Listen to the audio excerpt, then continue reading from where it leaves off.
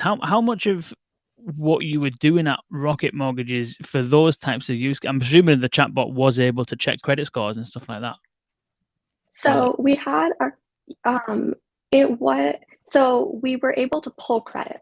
But we pull credit with a third party.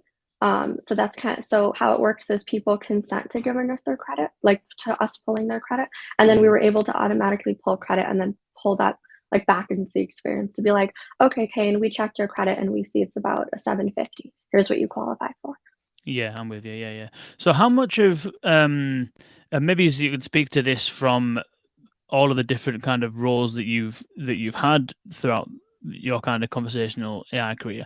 How much of what a conversation designer does in your experience is purely focusing on just simply what the not simply, but purely focusing on what the experience is versus all of the requirements that are needed in order to fulfill it? Because it's pointless designing something that's, you know, really fancy Yeah. and flashy and checking credit and all this kind of stuff if you can't actually deliver it. So where does your role begin and end, and where does this technical specking and feature kind of like prioritization creep in?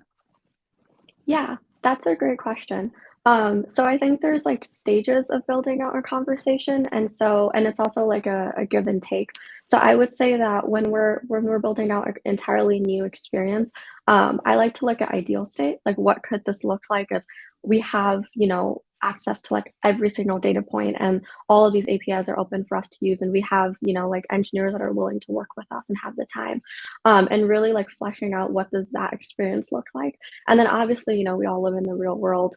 Unfortunately, things are not as simple as, they are on paper. And so scaling that back and seeing like, okay, what are the biggest value adds in this experience? And what are the things that, we have to have in order to ship? What are some of the things that are nice to have? And then what are some of the things that could be a V2 or we need a lot more, like data engineers or software engineers in order to get. Um, and so sometimes the ideal experience is not what gets shipped. Oftentimes the ideal experience is not what gets shipped, but I think it's really important to design for that ideal experience as well, so that you kind of have like a vision that you're working towards.